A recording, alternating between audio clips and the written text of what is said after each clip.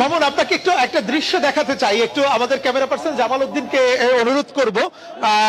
সংসদ ভবনের দক্ষিণ প্লাজার যে মাঠটি, সেটি এইমাত্র খুলে দেওয়া হয়েছে এবং খুলে দেওয়ার পরে মানুষের যেন ঢল নেমেছে।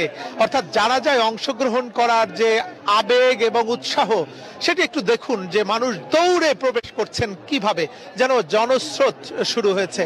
অর্থাৎ কিছুক্ষণ আগে, অর্থাৎ 2-3 মিনিট আগে এই মাঠটি খুলে দেওয়া হয়েছে সর্বসাধারণের জন্য এবং যে যেভাবে পাচ্ছেন তিনি সেভাবেই ঢুকে পড়ছেন। আপনাকে একটি জিনিস বলে রাখি, সকাল থেকে প্রচন্ড কুয়াশা, প্রচন্ড শীত উপেক্ষা করে এই যে মানুষের ঢল, সেটি কিন্তু আমরা লক্ষ্য করছি। সেই সোবাহানবাগ মসজিদ থেকে শুরু করে মানিক মে এভিনিউ পর্যন্ত, অন্যদিকে সেই বিজয় সরণি মার্কেট, পুরো এলাকা যেন ইতিমধ্যেই লোকে লোকারণ্য।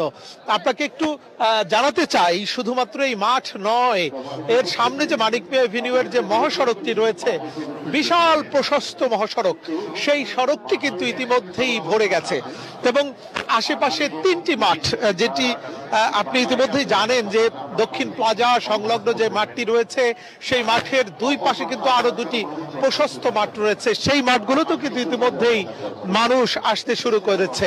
আপনি ইতিমধ্যে আমাদের সহকর্মী সৈকত সাদিক জানাচ্ছিলেন যে বেগম খালেদা জিয়ার মরদেহ এভারকেয়ার হাসপাতাল থেকে নিয়ে যাওয়া হয়েছে তার বাসভবন ফিরোজায়, এবং তারেক রহমানের বাসভবন যেটি, সেখানে নিয়ে যাওয়া হয়েছে এবং সেখান থেকে কিন্তু নিয়ে আসা হবে এই দক্ষিণ প্লাজায় জাতীয় সংসদের।